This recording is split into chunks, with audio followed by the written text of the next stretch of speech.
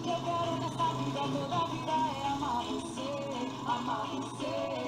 O seu amor é como uma chama acesa queima de prazer, de prazer. Eu já falei com Deus que não vou te deixar, vou te levar pra onde for, qualquer lugar. Já fiz de tudo pra não te perder, se bora! Arerê, love com você. E aí, pessoal, bom dia no ritmo do Arerê, quinto no quinto ano. Tá rimando, né? Quinto no quinto ano.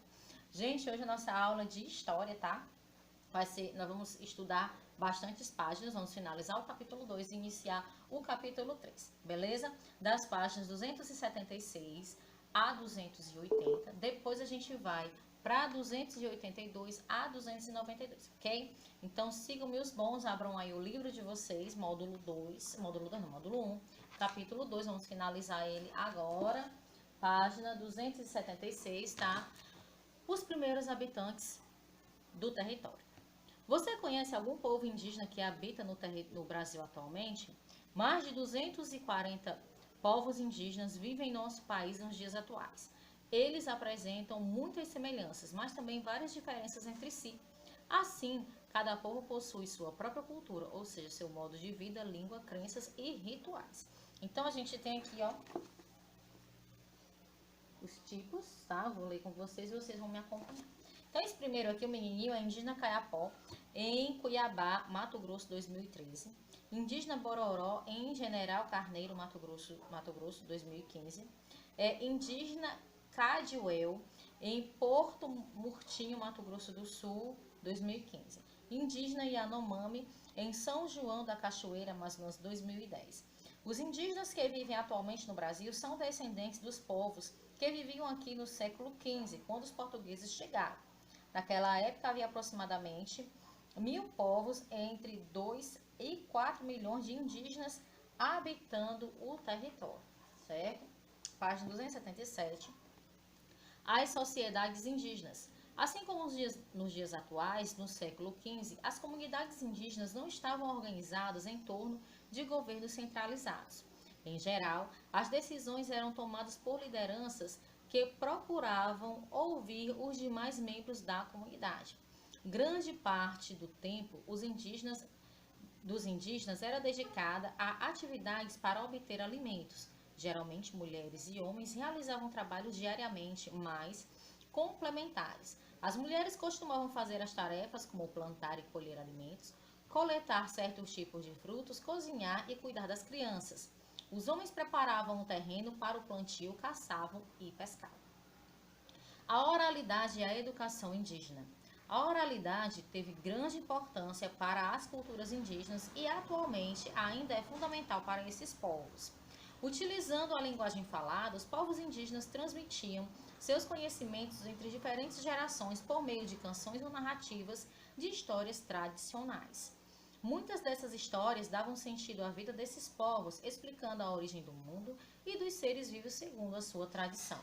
Geralmente, os membros mais idosos das comunidades eram responsáveis por narrar essas histórias, transmitindo os valores de sua cultura aos membros mais jovens. Mulher Caiapó, fazendo pinturas tradicionais no corpo de sua filha em São Félix do Xingu, Pará, 2016. Aqui, certo? Página 278, que fala a percepção da passagem de tempo, como eles percebiam o tempo, pessoal. A percepção da passagem de tempo entre os povos indígenas estava relacionada ao contato com a natureza, a observação dos astros como as constelações, o sol, a lua, e os ciclos naturais, como os períodos de cheias dos rios, as estações do ano e os períodos de reprodução dos peixes, possibilitou aos indígenas o desenvolvimento de calendários. Dessa maneira, eles podiam se organizar e saber quais atividades deveriam desenvolver em cada período do ano, como pescar, preparar o solo, plantar e colher. O conhecimento sobre os ciclos anuais e a melhor época para desenvolver cada atividade era transmitida oralmente pelos membros mais velhos da comunidade, aos mais jovens durante as atividades cotidianas. Além da transmissão oral, alguns povos indígenas desenvolveram maneiras de representar seus calendários por meio de imagens. Atualmente, muitos povos se orientam tanto por calendários próprios quanto pelo calendário gregoriano, utilizando utilizado na maioria dos países, certo? Então, a 279, a gente já tem aqui atividades. Então, acompanhe comigo. Todos os povos indígenas possuem a mesma cultura, pessoal? Não, certo? Por quê, né? Não. Porque, embora encontramos algumas semelhanças entre as culturas, também há diferenças entre os povos indígenas, certo? Por conta da grande diversidade entre eles, certo? Então, 2. O texto abaixo descreve o cotidiano de Caiobe, uma criança indígena do século XVI. Leia esse texto e responda as questões. Deitado na rede, Caiobe abriu os olhos. Já era dia. Guacira, sua mãe, acabara de chegar do banho que havia tomado no rio e preparava a comida. Assim que Caiobe se levantou, seu pai, Tangará, desarmou a rede para levá-la à pescaria. Caiobe comeu caju e peixe com farinha e tomou mingau junto ao pai. Perto deles, na grande oca Tupinambá, todos da aldeia faziam suas refeições, certo? Quais eram as tarefas da mãe e do pai de Caiobe? A mãe de Caiobe preparava a comida e o pai desarmava a rede para a pescaria, né? B. Como era a alimentação de Caiobe pela manhã? Caiobe comia caju e peixe com farinha e tomava mingau. Cite outros costumes indígenas que você conseguiu perceber pela leitura do texto. Gente, o povo Tupinambá, que está falando aqui da aldeia, faziam as refeições todos juntos, certo? Uma das coisas que eu percebi aqui. Tomar banho no rio, né? Dormir em redes, no caso o Caiobe estava dormindo, né? A Caiobe é uma menina. Enfim. Página 280, ainda atividades, questão 3. O texto a seguir trata do povo indígena Tuiaca, que vive na região amazônica. Leia e responda as questões. O calendário Tuiaca é baseado na observação astronômica da passagem das diversas constelações, como descritas e nomeadas pelos Tuiaca. A esse ciclo anual está associado ao regime de chuvas e estiagens e à variação do nível das águas dos rios. As alternâncias nesse regime são denominadas de acordo com a posição das constelações. Os Tuiaca assinalam a existência de 13 enchentes e 8 estiagens.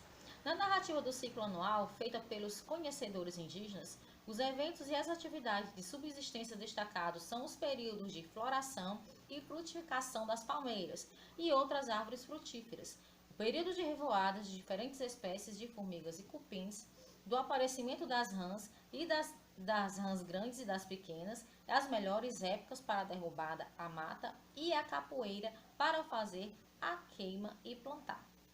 Então, qual é a principal referência dos tuiacas para a construção de seu calendário?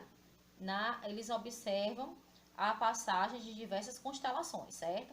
Então, você também consegue perceber a passagem de tempo pela observação dos fenômenos naturais? Fenômenos naturais, o dia e a noite, né, gente? A gente consegue perceber, né, as fases da lua, as 4 estações do ano. Quais são os outros eventos do ciclo anual indígena que foram citados pelo texto? A floração, a frutificação das palmeiras e de outras árvores frutíferas, os períodos de revoada de diferentes espécies de formigas, o aparecimento de rãs grandes e pequenas, certo? E as melhores épocas para derrubar a mata e a capoeira para fazer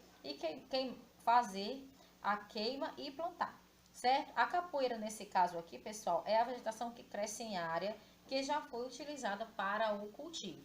Muito bem, pessoal, passando aqui para 282, certo? A gente já vai iniciando, finalizando o capítulo 2 da 80 que a gente acabou de fazer. Vamos para 282, que é o capítulo 3, início da colonização, certo?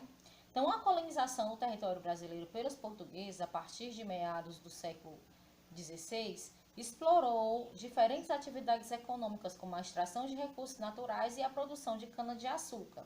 Essas atividades utilizaram bastante as mãos de obra indígena e africana, certo? Como a gente está vendo aqui na abertura do capítulo. Vamos passar para 284, que começa o início da exploração, certo? Após o primeiro contato com os indígenas, os portugueses passaram a procurar maneiras de explorar economicamente o território do Novo Mundo, como tem na imagem aqui que vocês já estão vendo, certo? Vou mostrar aqui essa imagem, ok? Então, descreva os indígenas e os portugueses representados nessa imagem, hein? Os indígenas estão nus, certo? E estão realizando diversas tarefas, como cortar, transportar o pau-brasil. Já os portugueses estão vestidos com roupas coloridas, certo? Qual foi a atividade econômica representada? Aqui é a extração do pau-brasil para fins comerciais, certo? Então, as árvores representadas na imagem, conhecidas como pau-brasil, foram o primeiro recurso natural explorado pelos portugueses no território brasileiro. O pau-brasil era bastante valorizado na Europa. Como essa árvore, eram produzidos corantes vermelhos utilizados principalmente para tingir tecidos. Para extrair essa madeira, os portugueses utilizaram o trabalho dos indígenas, como vemos na imagem acima, né? Essa imagem que a gente acabou de ver aqui. Na 285, ele está falando sobre o escambo, certo? Então, os indígenas realizavam o corte e o transporte de pau-brasil em troca de produtos trazidos da Europa, como facas e machados. Em relação entre os europeus e indígenas, baseada na troca e sem devolver dinheiro, era chamada escambo. A extração do pau-brasil gerou grandes lucros para os portugueses e foi a primeira atividade econômica realizada por eles nas terras brasileiras. Preservação do pau-brasil. Quando os portugueses começaram a extrair o pau-brasil, eles iniciaram o processo de destruição dessa espécie nativa. Com o aumento do desmatamento ao longo dos séculos, o pau-brasil quase desapareceu. Em 1992, o corte das árvores remanescentes passou a ser proibido. Mesmo assim, árvores de pau-brasil ainda são derrubadas clandestinamente e sua madeira é utilizada principalmente na produção de instrumentos musicais. Para preservar o pau-brasil, foram criadas 3 reservas florestais nas regiões onde existem árvores remanescentes, nos estados da Bahia, Paraíba e Pernambuco, certo? Aí na 286 a gente já tem atividades, tá, meus amores? São essas daqui, acompanhem comigo. Leia o trecho da carta de Pero Vaz de Caminha enviou ao rei de Portugal. De ponta a ponta é toda praia, muito formosa. Pelo sertão nos apareceu vista do mar muito grande, porque a estender os olhos não podíamos ver senão terras e arvoredos. Terra que nos parecia muito extensa. Até agora não podemos saber se há ouro ou prata nela. Então, os portugueses tinham grande interesse em metais preciosos. Sublinhe o trecho do texto que confirma essa afirmação. Então, até agora, não podemos saber se há ouro ou prata nela. É essa parte aí que vocês vão sublinhar. Com base na carta de Pero Vaz de Caminha e nas informações que você leu nas páginas anteriores, faça um desenho que contém os elementos indicados abaixo. Pau-brasil, indígenas, portugueses e escambo. E aí vocês vão fazer, tá, um desenho a respeito disso daqui, ok? Página 287, administrando a colônia. As terras encontradas pelos portugueses na América passaram a ser muito desejadas por outros governantes europeus. Então, a partir de 1530, a coroa portuguesa resolveu ocupar de forma organizada o território brasileiro para evitar possíveis invasões. Teve início, então, o processo de colonização, ou seja, o povoamento e o desenvolvimento de atividades produtivas no território. Em 1532, uma expedição liderada pelo português Martim Afonso de Souza fundou a primeira vila do Brasil, chamada São Vicente. As capitanias hereditárias. Para administrar a colônia em 1534, a coroa portuguesa invadiu o território em 15 lotes conhecidos como capitanias hereditárias. Esses lotes foram concedidos aos donatários, em sua maioria ricos comerciantes ou nobres portugueses. Uma das primeiras atividades econômicas foi a produção de cana-de-açúcar por meio da instalação de engenhos nas regiões litorâneas, certo? Então, o mapa aqui, pessoal, ele representa muito bem esse tempo, a questão das capitanias hereditárias, como eram divididas, certo? E quais eram elas, ok? Vocês podem visualizar bem aí no mapa. Página 288, que fala o seguinte: o governo geral. Muitos problemas com as capitanias prejudicaram o sucesso da colonização. Alguns donatários não fizeram investimentos necessários e assim várias capitanias não foram ocupadas. Além disso, muitos indígenas resistiram às ocupações lutando em defesa de suas terras.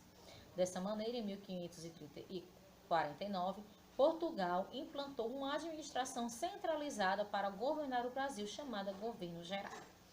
Salvador, a primeira capital. A sede do governo geral foi instalada na cidade de Salvador, fundada em 29 de março de 1549. A capitania da Bahia, Tomé de Souza, o primeiro governador geral, foi encarregado de organizar a construção da cidade. Ao perceber o tempo e o terreno irregular da região, ele decidiu que os prédios mais importantes deveriam ficar na parte alta da cidade, onde teriam maior proteção militar, enquanto as moradias e o comércio ficariam na parte baixa, como tem aqui na imagem, certo? Na 289, a gente tem aqui uma atividades, tá, meus amores? É isso, na 289. Então, leia o texto abaixo, que trata da ocupação da colônia. As vilas e cidades geralmente se formavam ao redor de fortes construídos pela coroa portuguesa, que escolhia o local dessas construções de acordo com seus interesses políticos, militares e econômicos. Para a fundação das vilas, uma cruz era erguida em um local de destaque. Depois eram escolhidos os lugares mais apropriados para a construção do forte, da câmara, da capela e da enfermaria. Bom, ligue cada elemento da coluna da esquerda à sua descrição. Então vamos lá. Forte. O forte era uma construção onde ficavam os militares e os armamentos. A câmara, sede do governo da vila ou da cidade. A capela, local de cerimônias católicas. E a enfermaria, prédio onde os doentes e feridos eram tratados. Sublinhe no trecho o trecho que cita quais eram os interesses dos portugueses ao escolher os locais para construir as fortificações. Interesses políticos, militares e econômicos. Na 290, a gente tem a escravidão dos indígenas, certo? Que fala o seguinte, na 290. Com o início da colonização e das atividades agrícolas, os portugueses passaram a explorar ainda mais o trabalho dos indígenas. Assim, muitos nativos foram aprisionados e obrigados a trabalhar como escravizados para colonos, principalmente em plantações de cana-de-açúcar. Então, como a gente está vendo aqui na imagem, ó, muitos indígenas, né, presos, sendo escravizados. Então, as bandeiras e a preação.